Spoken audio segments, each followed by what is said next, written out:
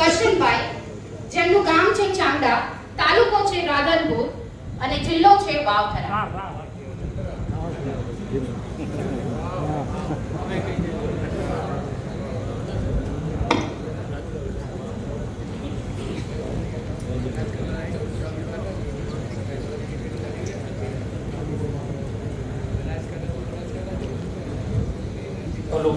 जय जवान. હું પટેલ ચેલાભાઈ કૃષ્ણાભાઈ, મુકામ પોસ્ટ ચાંગડા, તાલુકો રા અને જિલ્લો વાવથરા. ત્યાંથી મારો એક પટેલ ચેલાભાઈ કૃષ્ણાભાઈ નામે મોડેલ ફાર્મ તરીકે હું ખેતી કરું અને એની અંદરમાં ધારો કે ખારેક અને સરગવાનું મિક્સ વાવેતર કરવાનું અને બીજી પણ ખેતી એની અંદર જે કંઈ નાની નાની વસ્તુવાળી પણ વેલાવાળી પણ વસ્તુ કરીએ છીએ. કોઈ સક્કરિયા હે, બીજા હે, એવા મરચા હે. તો ખરેખર પહેલા તો કોઈ સાહેબ ખ્યાલ જ નહોતો કે પ્રકૃતિ ખેતી શું હોય. એ ત્યાં સાથે પરિસ્થિતિ એવું હોય કે એમાં ગાડીઓ બંધ અને ખાતર લાવી સોણી નોખતા હતા. વેચા તો પૈસાથી નહોતો મળતો. પહેલા ખારેકના રોપા 10,000 હતા. એમાં પણ ધારો કે યુનિવર્સિટીની સલાહ હતી કે ભાઈ આમાં રોગ વધારે આવે તમે દવાઓ ઘડી નાખો. પણ સાહેબ એવી દવાઓ મેં વાપરી કે વર્ષે 5-5 લાખની ભૂક્કા બોલાવી દીધા. અને દુકાનો વાળા મને એવી સલાહ આપી કે તમે તારો વાપરો નથી, રોગ કીધી ને રોગની જગ્યા રોગી રોગ કર્યો. એટલે દાડમથી એ કાઢવી પડી. તો ખરેખર પહેલો તો એ છે કે જે માર્ગદર્શન નીચે કામ કરાય એમને એ જ સરસ ઓછું ખર્ચે ને વધુ નફો થાય. કેમ કે સલાહ નથી મોને એના ગામમાં યુનિવર્સિટી એક ખેડૂત માટે મોમાનું ઘર કહેવાય.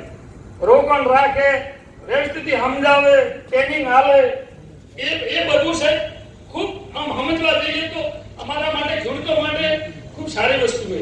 અને એને વારંવાર એવી ટ્રેનિંગો અને ધારો કે આજે યુનિવર્સિટી વાળા, કેવિકો વાળા, આત્મા વાળા, બાગાયત વાળા અને ખેતીવાડી વાળા દરેકે દરેક ફિલ્ડમાં એવી મીટિંગો કરે અને એનાથી અમને ઘણા બધો લાભ પણ મળે અને માર્ગદર્શન મળે. અને હવે એ ફાર્મ ઉપર હું મારા ફાર્મની વાત કરું, દર રોજ વિઝિટે માણસો આવે અને દરેક હરકવા વિશે પૂછે, ખારેક વિશે પૂછે તો એમને માહિતી આપવાની. દેશી ભાષામાં આવે એટલે ચાય પાવો પડે, એમને એમ ગળાય નહીં કેમ કે એ આદર કહેવાય. અને વિદ્યાર્થીઓ પણ હવે જોવા આવે. તો ખરેખર અમારે તો એમ કહેવાય, અમારા ઘરવાળા એમ કે આ મેળાવડો જેવું તમે કરો, આ હે શું? કીધું ભાઈ આ એક ભક્તિનું કામ અને ઋષિમુનિનું કામ. તમે જે લોકો ડોક્ટર સાહેબ અહીંની બધા જ સલાહ આપો, હું તો એમ માનું તમે પગાર સમજીને કામ કરવાનું, તમે ઋષિમુનિઓનું કામ કરો છો. ટાઈમ નથી પાડવાનું, ખેડૂત જોડે એવું કામ કરશો તમને ઉપરવાળા બંડલો આવવાનો. અમે તો કશું નહીં લીધો. તો ખેડૂત એક ઋષિ છે અને સાચા રીતે દરેક બીજા ખેડૂતને સમજાવીને અને કે ભાઈ આપણે ધારો કે આ જીવવા માટે ઝેર મુક્ત ખેતી કરવી. હમણાં થોડા દિવસ પહેલા 26મી જાન્યુઆરી જો મારો ધારો કે રાજ્ય કક્ષાએ ભાઈ દેવવ્રત આચાર્યની અને મુખ્યમંત્રી અને શંકરભાઈ અધ્યક્ષાજી મારો મને એવોર્ડ આપ્યો, એક સન્માન કરેલું. એમાં મને એ જ શંકરભાઈ કહેતા હતા તમે એવોર્ડ તો લો પણ કે ચલા ભાઈ કામ શું કરજો. મેં તો દરેક સાહેબ ઢૂંઢનો રાવણ હોય કે મેળાવડો હોય હું ઝેર મુક્તની વાતો કરીશ. અને એના પછી સાહેબ મેં વિડીયો પણ ચાલુ કર્યો હોય. દરેક 1000 માણસો 500 માણસો 4 શબ્દો બોલવાના છે કે ભાઈ આપણે હવે ધારો કે રાસાયણિક ખાતર બંધ કરો અને ગાય આધારિત ખેતી કરવી પડતી. તો જીવામૃતમાં સાહેબ સારામાં ને સસ્તું હોય કે 200 લીટર પાણી લઈએ અને એમાંથી 100 લીટર 180 લીટર પાણી લઈએ, 10 કિલો ગાયનો ગોબર, 10 કિલો ઘઉંનું મૂત્ર અને કિલો કઠોળ અને કિલો ગોળ એ મિક્સ કરીને હલાવી અને પછી ધારો કે ઘડિયાળનો કોટે દર 2 વખત દિવસમાં અને અઠવાડિયા પછી પાવાનું થાય. એટલે મામૂલી કિંમતમાં આખું ધારો કે બધા ખેતરમાં ધારો કે પાઈ શકીએ. તો એક ઢગલાબંધ ખાતર લાવતા હતા એ બચી જાય કે સાહેબ એ તો હું તો એવો આ ખેડૂત માટે જીવામૃત આવ્યું ને આ ખૂબ એમ કે જમીનને પણ બંજર નીકળે અને રોગ પણ નહીં થાય. તો ખરેખર ખેડૂતોને પણ આપણે હોંફાળ નીકળે અને તમે બધા અમને હોંફાલો એટલે ખભાથી ખભો મિલાવી. અને અમારા તો વચ્ચે અધ્યક્ષ સાહેબ એક મિટિંગ કરી હતી ઇઝરાયલ જઈને આવી.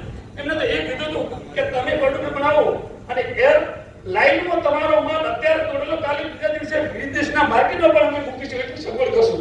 તો ખરેખર સાહેબ વેચાણ માટે પણ આવી સગવડ તમે ગમે તે કરો ખેડૂતો માટે તો ખેડૂત પક્ષ તો ઘણું પણ વેચવા માટેની માર્કેટ જ્યાં થોડી તકલીફ પડે તો એ જે ઓર્ગેનાઇઝના ભાવ થોડા ક્યાં ઓછા મળે, બીજા મળે પ્રકૃતિ ખેતી માટે તો તમે એ વ્યવસ્થા કરશો તો ખરેખર ટૂંક સમયમાં આનું પરિવર્તન થશે અને ખેડૂતો મીટિંગ અને વાત કરશો એટલે ઓટોમેટિક આખું ધીમે ધીમે બદલાવ આવી જશે.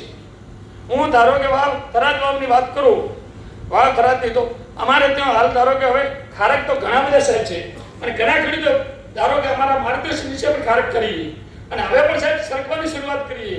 એટલે સરકો એવો થશે કે આવતા વર્ષમાં તો ઢગલાબંધ ધારો કે થવાનો હોય.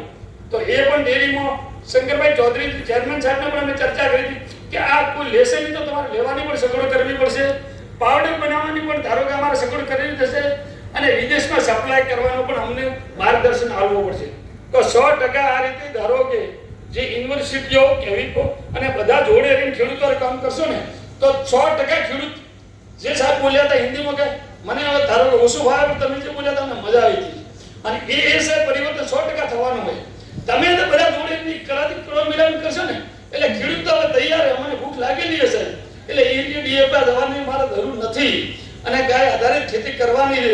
ગાય એક અમારી માતા ડોકી પહેલા અમારા ઘરડિયા કહેતા 33 કરોડ દેવનો ગાય મોવાશે.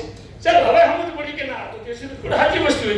કેટલા આમાંથી ધારો કે વેરાયટીઓ પણ કેટલી કામ લાગે. એટલે આ બધું જેમ આંગોડા ઉતરી એટલે ખબર પડે. અને ખરેખર ખેડૂત તરીકે મને અહીંયા આવવાનો મોકો મળ્યો અને આપે સન્માન કર્યો એના વતી ખૂબ હું આભારી છું. અને જે હું કામ કરું એનાથી પણ 4 ગણું કામ ખેતી માટે દરેક ખેડૂતોને વાત કરીશ અને કામ કરશું. જય હિન્દ.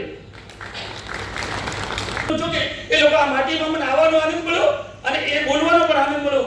એ મહાવીરોને યાદ કરવા એ પણ આપણી ફરજ છે. તો